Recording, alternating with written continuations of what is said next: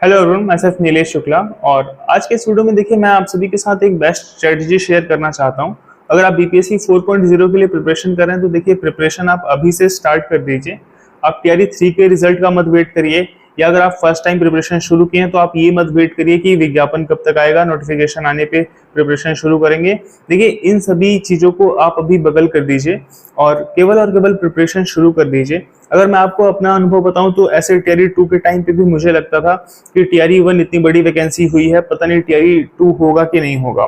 Same आपको भी ऐसे ही लग रहा होगा कि टीआरई 1 हुआ है, 2 हुआ है, 3 हुआ है, टीआरई 4 होगा कि नहीं होगा। तो देखिए मैं आप सभी से एक बात कह देना चाहता हूँ कि टीआरई 4 भी होगा निश्चित तौर पर। और आप ही में से देखिए कुछ लोग सिलेक्ट होंगे जो अभी से प्रिपरेशन कर रहे होंगे। तो देखिए मैं आप सभी से बस इतना कहना चाहता हूं कि आप अभी से प्रिपरेशन शुरू कर दीजिए। आज के इस वीडियो में मैं आप सभी के साथ एक बेस्ट स्ट्रेटजी शेयर करूंगा कि कैसे मेरा चयन टीजीटी और जूनियर दोनों ही पोस्ट पर हुआ था बीपीएससी टीआरई 2.0 से। मैं आपको अपने सोर्सेज भी बताऊंगा और कौन कौन से सोर्सेज आपको पढ़ने चाहिए, फॉलो करने चाहिए, उन सभी पे हम बात करेंगे अपने इस वीडियो पे। और अगर आप चैनल पे पहली बार आए हैं तो चैनल को सब्सक्राइब जरूर कर लीजिए। साथ ही आप हमारे टेलीग्राम ग्रुप से भी जुड़ सकते हैं, जहां आपको बीपीएससी टीआरई 1, टीआरई 2, टीआरई 3 सभी के क्वेश्चन पेपर उनके फाइनल आंसर की के साथ में मिल जाएंगे। वहां पर हम क्वेश्चंस भी पोस्ट करते हैं, तो आप उसे प्रैक्टिस कर सकते हैं। लिंक आपको डिस्क्रिप्शन बॉक्स में मिल जाएगा। देखिए इस वीडियो में मैं आपको कुछ प्रमुख किताबें भी सजेस्ट करूंगा कि कम से कम आपको इन किताबों को तो पढ़ना ही चाहिए। और देखिए ये वीडियो आपके लिए एक मोटिवेशन का भी काम करेगी, साथ ही आप समझ पाएंगे कि आपको क्या क्या पढ़ना चाहिए। क्योंकि हमें लगता है कि कोई बैच ले लें और फिर तैयारी शुरू कर दें तो हमारा काम हो जाएगा, लेकिन देखिए वास्तविकता ये है कि आपको पीवाईक्यूज को जो है अच्छे से प्रिपेयर करना है। पीवाईक्यूज को आपको देख लेना है, क्योंकि आपका सिलेबस अगर मैं बात करूं तो सिलेबस में बहुत डिटेल में नहीं लिखा है कि आपको ये चैप्टर पढ़ना है, आपको जो है ये टॉपिक पढ़ना है। आपके सिलेबस में ऐसा नहीं लिखा है। तो आपके पास सिलेबस के अनुसार अगर देखें तो पीवाईक्यूज हैं।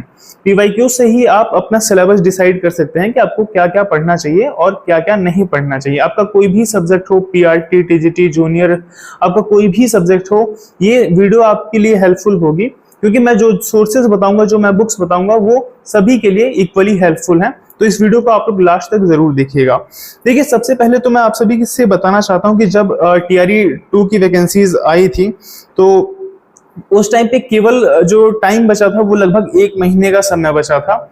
और इस 1 महीने में चूंकि मेरे पास बीपीएससी टीआरई 1 का क्वेश्चन पेपर था, तो वो क्वेश्चन पेपर मैंने जो है अच्छे से एनालाइज किया पूरा।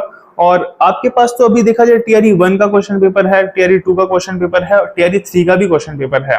तो इस तरीके से अगर मैं बात करूं तो आपके पास ढेर सारे क्वेश्चन पेपर हैं जिनसे आप बहुत अच्छे से एनालाइज कर सकते हैं और आप इसे जान सकते हैं कि आपके प्रश्न कहां से पूछे जाते हैं एग्जाम में।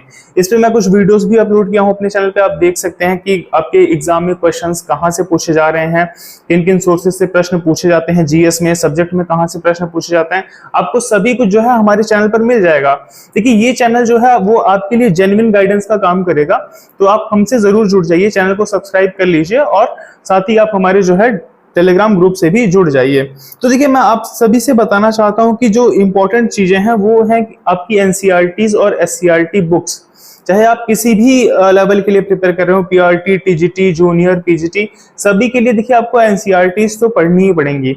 आपको अपने सिलेबस के अकॉर्डिंग, देखिए ज्योग्राफी सबके सिलेबस में कॉमन है, मॉडर्न हिस्ट्री सबके सिलेबस में कॉमन है, तो ये सभी चीजें आपको कहाँ से पढ़नी है। साइंस सबके सिलेबस में जो है कॉमन है, तो ये सभी चीजें आपको एनसीईआरटी से ही पढ़नी है। एनसीईआरटीज में भी आप कंफ्यूज हो रहे होंगे कि आपको किस क्लास तक की एनसीईआरटी पढ़नी चाहिए, क्वेश्चंस कहाँ से पूछा जाता है। और एनसीईआरटीज की अगर मैं बात करूं तो ढेर सारी किताबें हो जाती हैं। तो आपको इसके लिए कौन सी जो है सोर्सेज को फॉलो करना चाहिए कि आप एनसीईआरटीज को बहुत जल्दी तरीके से पढ़ सकें और जो है आपको वो पूरी किताबें भी ना पढ़नी पड़े। क्योंकि देखिए एनसीईआरटीज में क्या है, कहानियां हैं, कहानियों के साथ में जो कि वो बच्चों की किताबें हैं, तो उसमें समझाने का प्रयास किया जाता है और कुछ जो है थोड़े बहुत फैक्ट्स भी हैं। और आपके लिए क्या इंपॉर्टेंट है, अगर टीआरई एग्जाम्स के लिए मैं बात करूं तो आपके लिए देखिए इंपॉर्टेंट है जो फैक्ट्स उसमें दिए गए हैं उसे याद रखना। क्योंकि मैं बहुत से क्वेश्चंस आपको यहाँ पे दिखा भी चुका हूं कि क्वेश्चंस कहाँ से पूछे जा रहे हैं आपके टीआरई एग्जाम्स में। जैसे एशियाटिक सोसाइटी ऑफ बंगाल वाला क्वेश्चन था, ऐसे ही एक क्वेश्चन था कि केंद्रीय विधानसभा में बम किसने फेंका। ये सभी जो है एनसीईआरटी से ही आ रहे हैं, तो मैं आपको दिखा भी चुका हूं प्रीवियस वीडियोस में, अगर आप देखेंगे तो देखिए अगर मैं आपको बात बताऊं कि एनसीईआरटी के लिए आपको क्या फॉलो करना चाहिए, तो कुछ किताबें मैं आपको दिखा सकता हूं स्क्रीन पे। ये किताबें आपको दिख रही होंगी। ये देखिए किताबें दृष्टि की किताबें आती हैं। तो ये जो दृष्टि की किताबें आती हैं ये जो है एनसीईआरटी जो है थ्रू क्वेश्चंस के रूप में ये मार्केट में उपलब्ध है। एनसीईआरटी जो है थ्रू क्वेश्चंस, मतलब इसमें क्या दिया है, जैसे इसमें आपको पढ़ने को नहीं मिलेगा, जैसे पढ़ने को आपको उस टाइप से नहीं मिलेगा कि आपको नोट्स मिल गए। इसमें आपको प्रश्न दिया रहेगा और प्रश्न की व्याख्या दी रही होगी। तो आप प्रश्न पढ़ेंगे, उसकी व्याख्या पढ़ेंगे, तो लगभग अगर मैं बताऊं तो आपका ये जो है चीजें कवर हो जाती हैं। इसमें भी अगर मैं आपको बताऊं तो देखिए आपको भूगोल की एनसीईआरटी लेनी चाहिए और जो है सामान्य विज्ञान की एनसीईआरटी लेनी चाहिए और आपको इतिहास की जो है एनसीईआरटी थ्रू क्वेश्चंस वाली ये जो किताब आपको लेनी चाहिए। मैं अभी और भी किताबें आपको सजेस्ट करूंगा, तो इस वीडियो को आप लोग लास्ट तक जरूर देखिएगा। तो देखिए ये जितनी भी किताबें हैं ये बहुत ही हेल्पफुल है आपके प्रिपरेशन में, क्योंकि आपको कम टाइम में इनसे जो है ज्यादा कुछ सीखने को मिलेगा। अगर आप एनसीईआरटी की प्रॉपर बुक्स पढ़ते हैं तो उसमें चूंकि ये टाइम कंज्यूमिंग थोड़ा हो जाएगा, काफी टाइम लग जाएगा उसे पढ़ने में। तो इनके थ्रू अगर आप पढ़ते हैं तो देखिए आपका जो है वो शॉर्ट में और बहुत जल्दी जो है वो प्रिपेयर हो जाएगा। तो ये जो मैं आपको किताब बता रहा हूँ इसमें प्रश्न दिए हैं और उसकी व्याख्या दी गई है। आप प्रश्न पढ़ के उसकी व्याख्या पढ़ के आपका लगभग एनसीईआरटी कवर हो जाएगा। तो ये तो देखिए दृष्टि की किताबें हैं। इसमें भी जैसे मैंने आपको बताया कि आपको अर्थव्यवस्था का नहीं लेना है, क्योंकि अर्थव्यवस्था आपके जो है इकोनॉमिक्स नहीं आता है जीएस में, तो और पीआरटी में भी जो है इकोनॉमिक्स नहीं देखने को मिलता है, तो आप इकोनॉमिक्स नहीं लेंगे चाहे आप किसी भी क्लास के लिए प्रिपेयर कर रहे हो। पीआरटी वालों के लिए भी ये है कि आप भूगोल के लिए लीजिए या फिर आप भूगोल, राजव्यवस्था, सामान्य विज्ञान और इतिहास, ये चार तो आपको जो है ले ही लेना चाहिए, क्योंकि ये चारों जो है ये पीआरटी के लिए इंपॉर्टेंट है। बाकी राजव्यवस्था वाला आपके टीजीटी जूनियर और पीजीटी के लिए इंपॉर्टेंट नहीं है, क्योंकि अगर जीएस में मैं आपको बताऊं तो राजव्यवस्था यानी कि पॉलिटी नहीं आती है। तो केवल पीआरटी वाले जो है चारों लेंगे। बाकी अगर आप टीजीटी जूनियर और 6-8 की प्रिपरेशन कर रहे हैं पीजीटी की, तो आपके लिए जो है केवल 3 ये किताबें हैं, भूगोल की, सामान्य विज्ञान और इतिहास की। अब मैं देखिए और भी किताबों की बात करूं तो आपको स्क्रीन पे दिख रहा होगा एनसीईआरटी नोट्स के नाम से। ये देखिए अरिहंत की किताबें आती हैं ऐसे मार्केट में, तो ये आपको जो है नोट्स फॉर्म में मिलेगा, मतलब ये इसमें क्वेश्चन नहीं मिलेगा आपको, इसमें आपको नोट्स मिलेगा। देखिए मैं आपसे कहूंगा कि आप इनमें से कोई भी एक ही लीजिएगा, क्योंकि दोनों लेने का कोई मतलब नहीं होगा। चाहे आप क्वेश्चन वाली लेंगे तो भी आपका प्रिपेयर हो जाएगा लगभग, और अगर आप इन किताबों को लेते हैं तो भी आपका लगभग प्रिपेयर हो जाएगा, क्योंकि इसमें आपको नोट्स के फॉर्म में मिलेगा, उसमें आपको क्वेश्चन के फॉर्म में मिलेगा, उसमें एक्सप्लेनेशन के रूप में आपको काफी कुछ पढ़ने को मिलेगा। तो इस प्रकार दोनों ही किताबें लगभग बैलेंस ही हैं।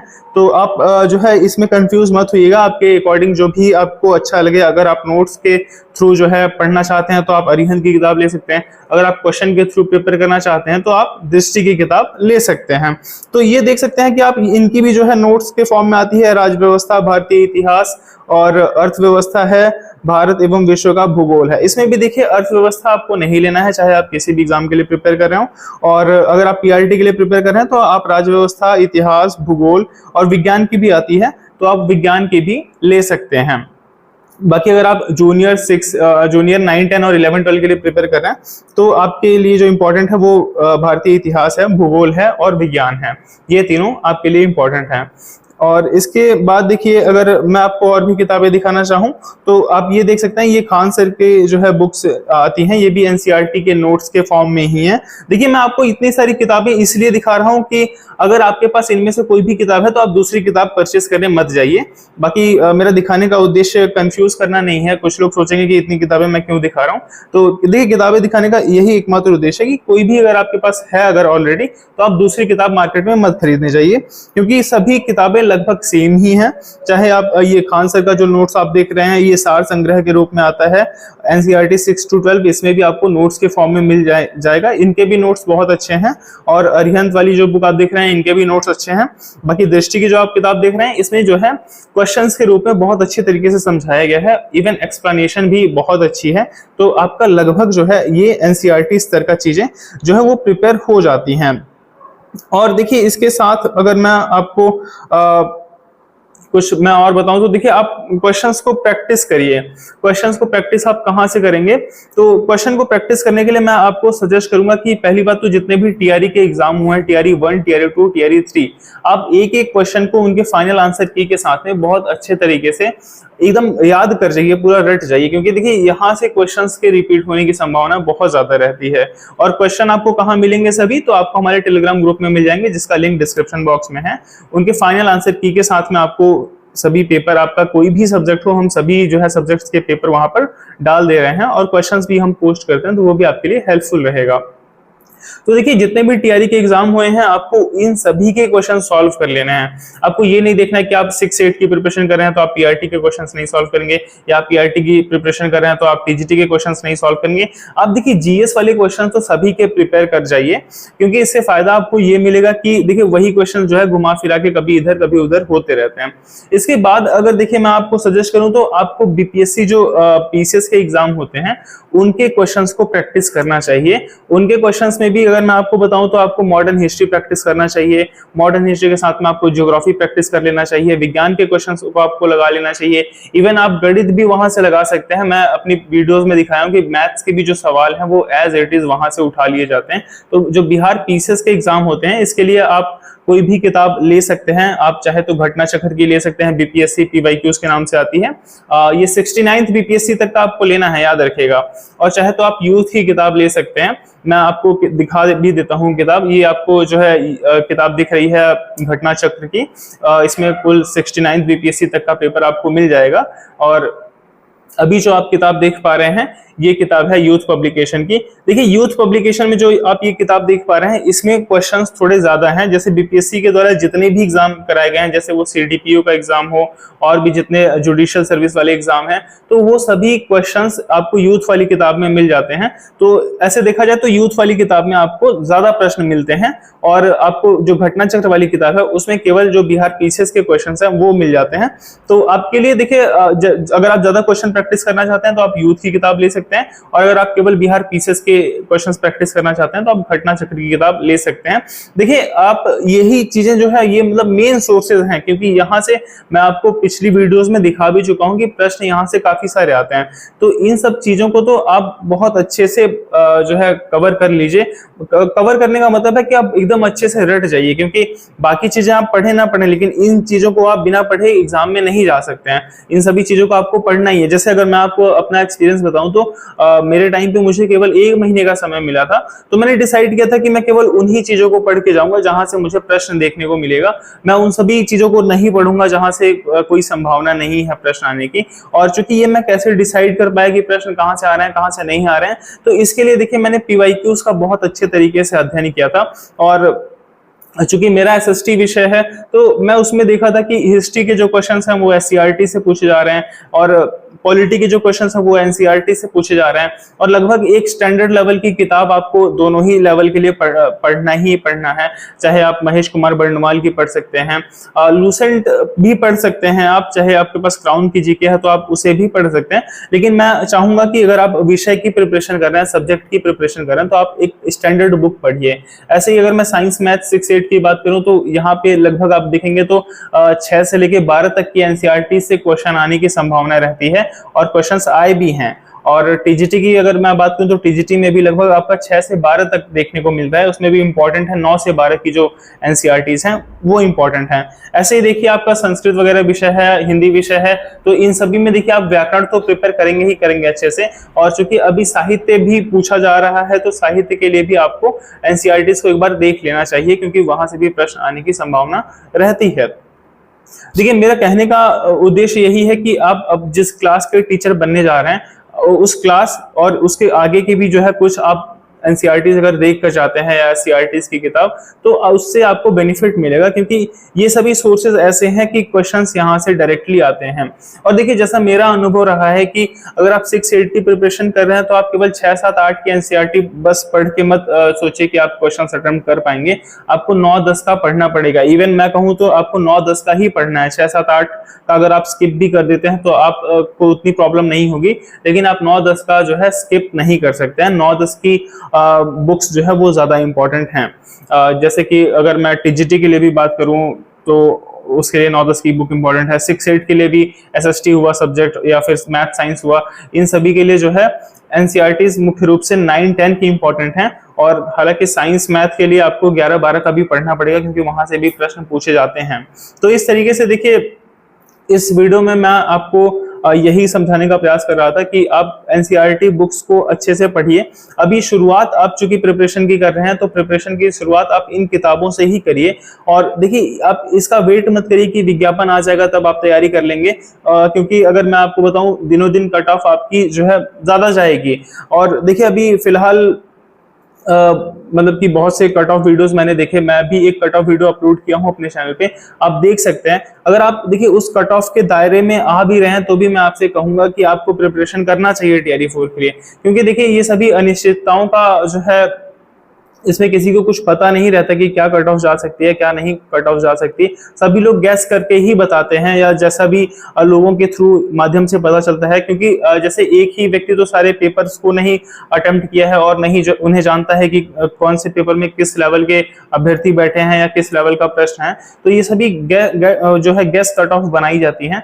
अगर आप इसमें आ भी रहे हैं तो भी आपको प्रिपरेशन करनी चाहिए। और क्योंकि देखिए हम लोगों को क्या करना है, जब तक जॉब नहीं मिल जाती तब तक हम लोगों को प्रिपरेशन करते रहना है। इवन जॉब मिलने के बाद भी चूंकि आप शिक्षा जगत से जुड़े हुए हैं तो आपको तो जीवन भर अध्ययन अध्यापन करना ही है। तो पठन पाठन से आप जुड़े रहेंगे तो ये आपके लिए बहुत अच्छा रहेगा।